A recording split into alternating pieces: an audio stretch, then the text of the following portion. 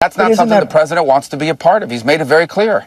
Aren't those talks feasible only if the United States is willing to also provide security guarantees to Ukraine? That was the point that President Zelenskyy was also making in the Oval Office.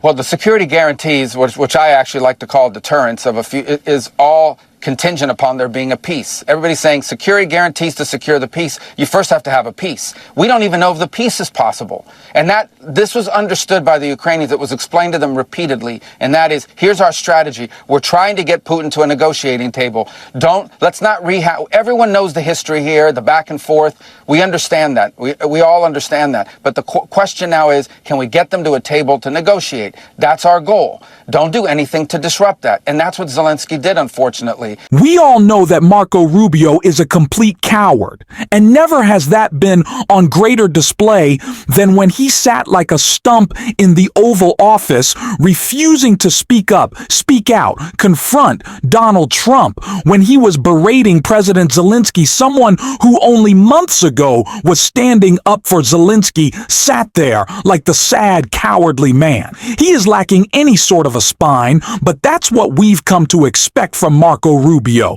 except he does like to speak up sometimes when he's defending Donald Trump. Yes, that is the only time he finds a little bit of courage, if you can really call it that. I guess it's more subservience to Trump. It's not like he actually has a spine, but we saw him get a little angry with George Stephanopoulos today and demand Donald Trump be in consideration for the Nobel Peace Prize.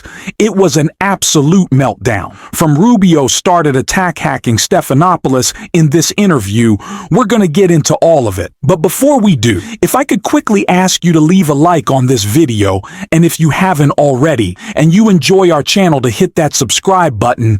It goes a long way, and it really does mean a lot to me. Now let's get into this really just insane interview. State Marco Rubio, Mr. Secretary, thank you for joining us this morning. Has there been any contact with President Zelenskyy since Friday? Well, I haven't had any contact with him since Friday. We have plenty of contacts with him, though. Plenty. I mean, he met in the last 10 days. He's met with the Secretary of Commerce. He spoke to the president on the phone, met with the Secretary of Commerce, met with me, met with the Vice President, met with our special envoy, and then was invited and came over on, he wanted to come over on Friday to sign this commercial deal. It didn't happen. So there's been plenty of contact with them. I've talked to the foreign minister several times, not since then. And we'll see moving forward. I think the last line in the president's Truth Social post is the one to focus in on, and that is, we'll be ready to re-engage when they're ready to make peace, which is clearly what the president's goal is here. He's trying to get Russia to the table to see if there's a way to bring about an end to this conflict. That's his goal. That's his only goal. That's his centralized focused. And, hopefully we'll get to a point where that's possible. The British Prime Minister said this morning that the United Kingdom and France are working on a peace plan with Ukraine to present to the U.S. Do you know where things stand with that plan? No, I mean, I've talked to both of the foreign ministers of France and the UK yesterday, and I explained to them sort of the events leading up to what you saw on Friday. Look, I think what's really important here is to understand the dynamic. The president is basically saying there's this horrible war. It's been going on for 3 years. It is a bloody stalemate, a meat grinder type war, and he wants it to end. How does it end? It's very simple. The only way it ends is if Vladimir Putin comes to a negotiating table. And right now, President Trump is the only person on earth who has any chance whatsoever of bringing him to a table to see what it is he would be willing to end the war on. Now, maybe their claims or what they want, their demands will be unreasonable. We don't know, but we have to bring him to the table. You're not going to bring him to the table if you're calling him names, if you're being antagonistic. That's just the president's instincts from years and years and years of putting together deals as someone who's in business. And that's the only goal here. Let me just stop you there for 1 second. Why is it a war with no end in sight? Why is it okay to call President Zelenskyy a dictator, but not, as you say, call Vladimir Putin names? Listen, we've spent 3 years calling Vladimir Putin names. That's not the point. The point that we're at now is we're trying to get the man to a table, the Russians. And I've said from the very beginning, maybe they don't want a deal either. We don't know. But we haven't talked to them in 3 years. But maybe they do. The point is, do we want to make... I would ask everybody this. If there are no negotiations, what is the alternative? Another 4 years of war, another 3 years of war, in which the United States and Europe continues to pour billions of dollars into a war in Ukraine? Is that the alternative? I've asked every foreign minister I meet with, tell me your idea of how this turns out. Most don't have a plan. A few have said, well, let's give them another year of fighting. A year from now, a year later, after another year of death, another year of destruction, then maybe Putin will be ready to negotiate at that point. That doesn't sound like a good plan to me, and it certainly is not a plan the president's on board with. It's not just about getting people to the table, it's about keeping agreements that are made. And that was one of the points that President Zelenskyy was making in the Oval Office on Friday, is that Vladimir Putin has not kept the agreements that were made in the past. Wasn't he right about that? But what is moving forward is the question, not the past. No one here is claiming Vladimir Putin is going to get the Nobel Peace Prize this year, or that he should be the Man of the Year of the Humanitarian Association. What we're arguing here is he has a very large country. They're in full war footing. They're cranking out weapons now at a war footing pace, and we need to figure out, is there a way to get them to stop the war? And the only way you're going to do that is to get Russians engaged in negotiations, something the Europeans haven't been able to do, the Biden administration wasn't able to do or didn't even try. That's the goal here. It's that simple. Can we try to sit with them and figure out whether there's anything, what are the Russians' demands? Under what conditions would the Russians be willing to stop this war? And as I said, we don't know what those are because we haven't talked to them in 3 years. That's the singular goal here, is to try to bring about an end to this conflict, and it begins by getting them to the table. Ultimately, like any truce, like any peace agreement anywhere in the world, those things will have to be enforced, they'll have to be enduring, there'll have to be safeguards put in place. Everybody understands that, but it begins with the first step, and that is engaging them to see if it's even possible. Because if it's not possible, then what we're looking at is a protracted stalemate with thousands of people dying, billions of dollars pouring in, and more death and destruction. That's not something the president wants to be a part of. He's made it very clear. Aren't those talks feasible only if the United States is willing to also provide security guarantees to Ukraine? That was the point that President Zelenskyy was also making in the Oval Office. Well, the security guarantees, which I actually like to call deterrence of is all contingent upon there being a peace. Everybody's saying security guarantees to secure the peace. You first have to have a peace. We don't even know if the peace is possible. And this was understood by the Ukrainians. It was explained to them repeatedly. And that is, here's our strategy. We're trying to get Putin to a negotiating table.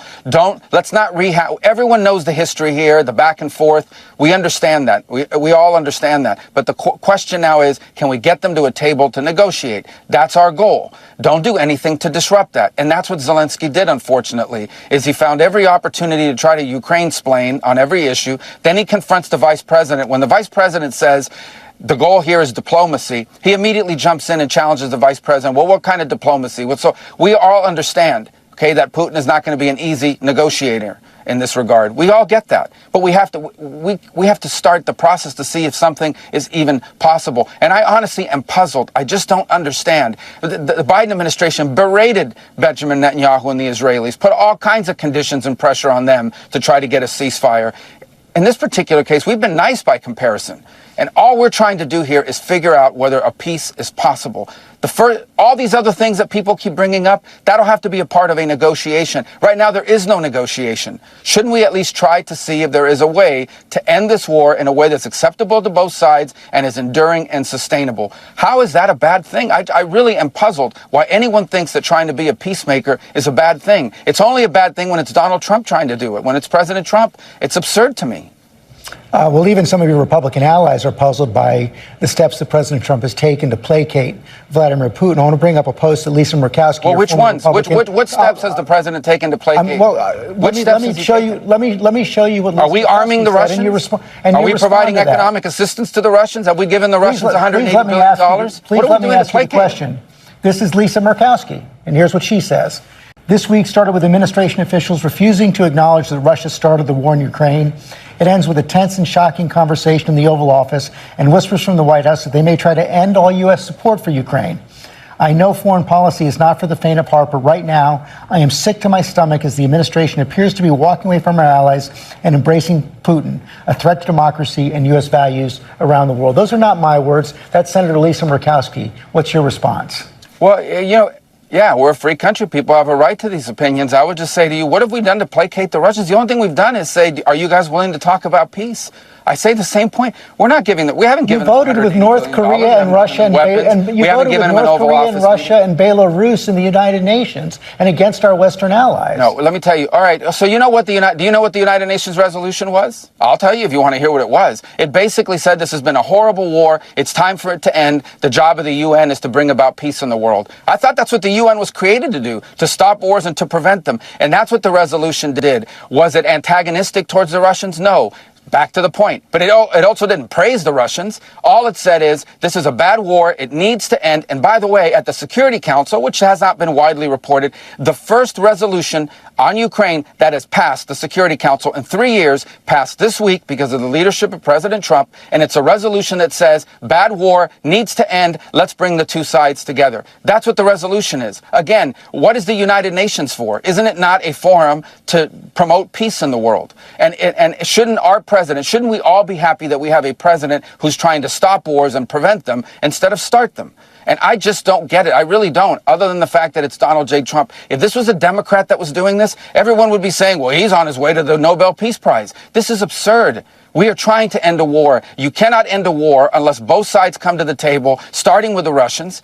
And that is the point the president has made. And we have to do whatever we can to try to bring them to the table to see if it's even possible. I'm not promising you it's possible. I'm not telling you it's 90% likely. If we don't get them to a negotiating table, and the sooner everyone grows up around here and figures out that this is a bad war that's heading in a bad direction with death and destruction and all kinds of dangers surrounding it that could spiral into a broader conflict, the sooner people grow up and realize that, I think the more progress we're going to be able to make. But the president's crystal clear. He campaigned on it, and he's going to govern on it. And that is, he is going to be a president that tries to achieve peace. And he has been very clear, this is a war that would have never happened had Donald Trump been in the White House, and it needs to end. And we're going to do everything we can to end it in an enduring and sustainable and fair way.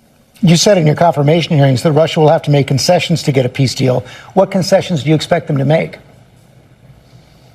Well, why would I say that on a news broadcast? That's what negotiations are about. That's the problem here. Again, this is not a messaging exercise, okay? This is, can they get to a table? And then there's hard work to be done. You're absolutely right. I'm not telling you this is an easy peace deal. The Russians will give you a 30-minute lecture on the history of Ukraine and this, that, and the other. The Ukrainians have their own point of view. There's no doubt about it. But what peace deal in the history of the world has ever been easy? That's the hard work of diplomacy. That's exactly what the vice president was alluding to. That's what peace deals involve. You've covered this. You've been around for a long time. These conflicts are not easy to solve. But you can't solve them at all if you don't even have a process to try to solve it, if you don't have the parties at the table. And right now, that's been our goal. It's been explained crystal clear to the Ukrainians and the Europeans and everyone else who wants to know for weeks now. For weeks now. And the only thing they were told is, do not do things to derail it. And sadly, President Zelenskyy, couldn't contain himself in that regard. I hope this could all be reset. I hope he comes to the realization that we're actually trying to help his country here before it suffers thousands of more casualties. 3 million people have already left Ukraine. Are they ever going to be able to come back? He's got Ukrainians being held prisoner, including children on the Russian side. Why is any of this good for anybody? And the argument that we're going to just keep it going forever, that's absurd. So it's time to bring the Russians to the table, if it's even possible, and see if there's a way forward that ends this conflict and makes sure it never happens again. That's our goal. That remains our goal. That's the president's goal. Mr. Secretary, thanks for your time this morning. I had a lot of criticism and still do. And y'all know for every single Democrat in the Senate because they voted to confirm Marco Rubio now. Today we saw Senator Chris Murphy admit that that was a mistake, own up to it, and apologize, which I really appreciate, is one of the many reasons that he is one of the most important and best leaders in our party because he is willing to do that. But this is exactly why I was saying it before and I'm still saying it after. This is someone who, like anyone else in Donald Trump's inner circle, or anyone else who brings themselves into this White House, will just kiss the ring. We'll just do whatever Donald Trump tells them. We'll defend him on his most indefensible actions and statements, beliefs. And what more would we expect from Marco Rubio? It's like Ted Cruz falling in line with Donald Trump. This isn't a shock. These people don't have any sort of spine, any sort of grounding principles. And I really hope that soon we see a fired Marco Marco Rubio, it's surprising that no one's been booted out of the Trump administration yet, but it's just completely embarrassing from him. And it really shows where I don't even think we need to have where the Republican Party conversation is. These people are spineless. They're a joke. There's no coming back from this one day. Trump will be gone, and they'll have to look at themselves in the mirror, and they won't be able to. That's it. Marco Rubio is putting his name and his face and his legacy on this disgusting abandonment of our allies, and he should feel bad about it. And we're going to make sure he does by calling him out every single day on the show. And if you want to support that, as always, you can hit that subscribe button. You can leave a like on this video. And if you're stuck around at the end, you can drop a blue heart in the comments. And until next time, I'll see you soon.